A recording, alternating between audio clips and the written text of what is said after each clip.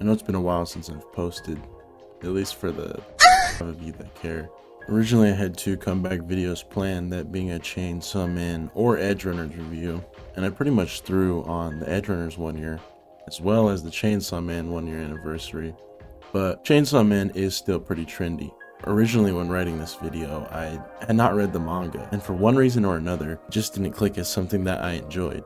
But I realize now that there's actually a lot I could talk about. However, for this video, I will cover what the anime covers, which is up to the start of the Bomb Girl arc.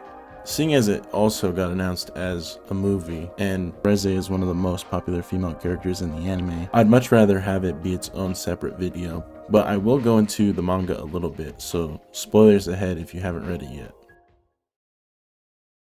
Chainsaw Man is written by Tatsuki Fujimoto, and its first volume was published in 2019. The anime is animated by Studio Mappa, which, if you haven't been living under a rock, you should know who they are. I think Mappa was a good studio for the job. Some of the CGI scenes look weird, but for what it's worth, they definitely brought it to life nonetheless. They also probably had no breaks in doing so.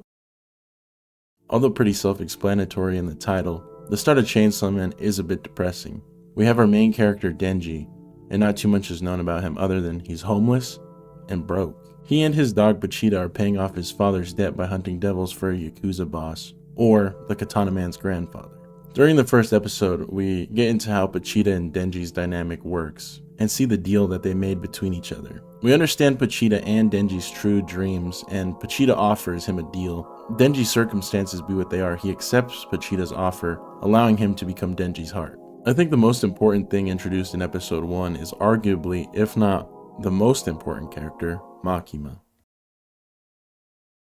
With the introduction of Makima, we are supposed to believe that she isn't anything special besides a higher-up, somewhere. However, it's apparent throughout episode 2 that she's definitely not what Denji thinks she is, pretty much falling for her instantly. She later uses this to her advantage as she offers security and food to Denji in exchange for his power. Denji being in love with her makes him susceptible to doing whatever she asks, and her being the control devil just makes it that much easier. Despite this, we aren't too sure of her motives, other than what is discussed in a later episode, saying that she wants to find the gun devil and have him killed. For those who've read the manga though, Makima as a character is intriguing for a few different reasons, mainly being she's the most powerful in the Public Safety Bureau, besides maybe Kishibe.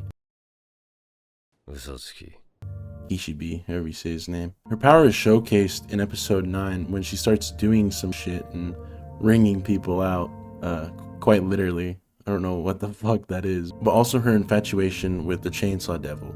I'm not too positive on why Pochita is the only devil that can erase other devils, but Makima views this as a threat, and she's really only playing Denji for this reason. On top of this, without Makima being a potential love interest to Denji, we would really never see the true extent of his powers. His mind feeds off being with her in every way imaginable, so he pushes himself beyond what he should just for that chance.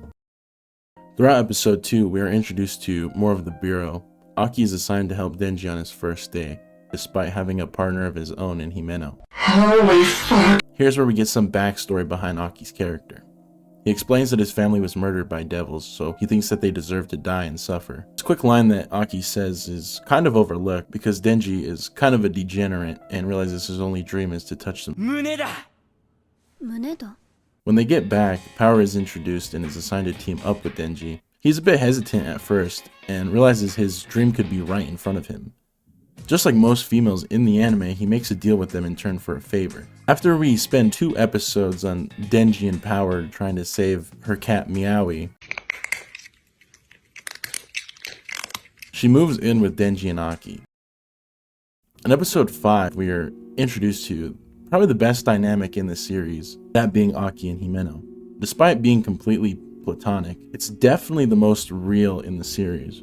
Juxtapose it with something like a Power in Denji or Makima in Denji, you know that it's just kind of a trade-off. I don't believe it's hard to see why Aki could be the best character, as he has the most backstory, and despite his lack of emotion, it's really interesting to see why he is the way he is. The main issue I have with the first arc is the pacing. We get to see Denji fight for his dream and save Power's cat, but even then he got griefed. One more! Oh, I got griefed! I got griefed!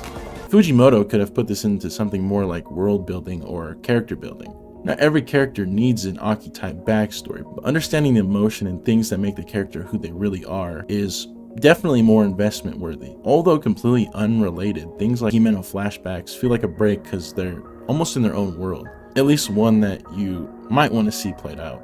Even with the little information we learn about Himeno, she still feels more fledged out than most of the characters because of the small things that we do learn. So when she's killed off so quickly, you can't help but feel a little disappointed.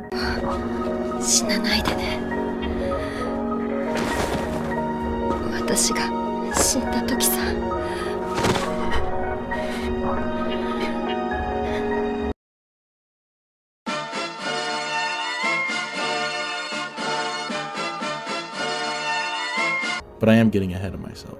Circling back to the gun devil, Makima gives a rundown on why he's bad and how they can catch him. Almost all of Division 4 is sent on a mission to retrieve a bullet in a hotel. This personally is my favorite stretch of episodes.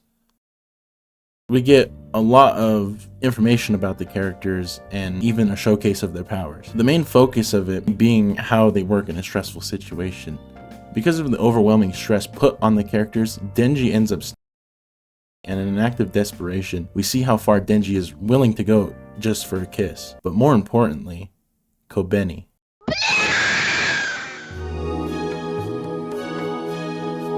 Kobeni is probably the most tragic character. She's annoying, awkward, and sometimes pretty brash, but also appears very weak physically and arguably mentally. I think for a lot of reasons, Kobeni is underrated. Her character design really carries her, especially in fan art. She explains in the hotel that she doesn't want to be there, and she's only devil hunting because college wasn't an option. Having to choose between devil hunting or prostitution, and that she has multiple siblings, she seems to be the least taken care of.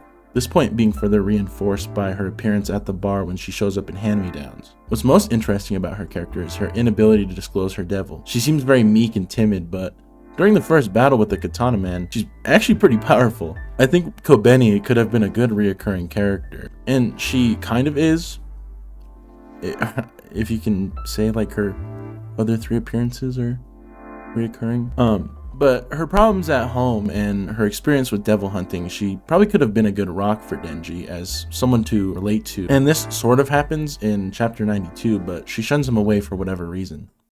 After the Eternity Devil and the bar, Himeno pulls a Misato. Should have been me, honestly. Eventually they run into the Katana Man looking for revenge. With everything that happened, I kind of forgot this was the Katana Man arc. Even then, it's not like he's important anyways, as he's not even named in the story, which is weird because his sidekick, Akane, is, but I didn't write it, so.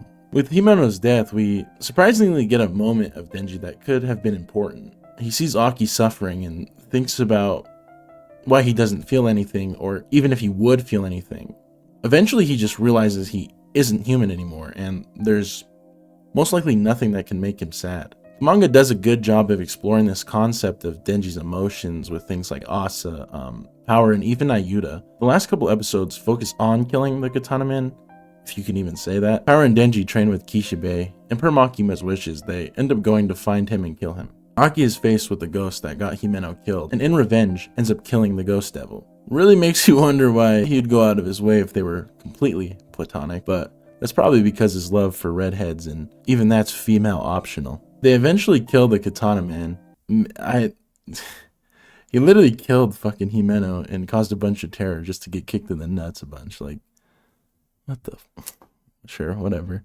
Although I haven't caught up with the manga, I do know that Quan Ji and Only Use Me Blade returned, which leaves the door open for the Katana Man to come back. However, I'm 100% sure nobody cares and they only want Reze back. I don't really know how to close out this video, but for the most part, I do like Chainsaw Man. Sure, on a few things I'm a bit nitpicky, like the lack of depth in characters and how the pacing is all over the place. I feel like, especially with the direction of the manga now, it could have been something different. The world around the characters is interesting and it really just needed more time to be explored. With the way that Fujimoto wrote it, it doesn't really allow for that. There's ways to change the direction of a story, but with Chainsaw Man, it feels like you miss a chapter and you lost the entire series. I know people don't want too many filler episodes and chapters, but nobody wants one character one episode and they're dead the next. I really think the anime is carried by the female characters. Fujimoto might not be able to write a good story, but he certainly can make a character that's bad. The movie being announced, I most likely will cover it, so if you're interested, feel free to stay tuned. For now, thank you for watching. Bye bye!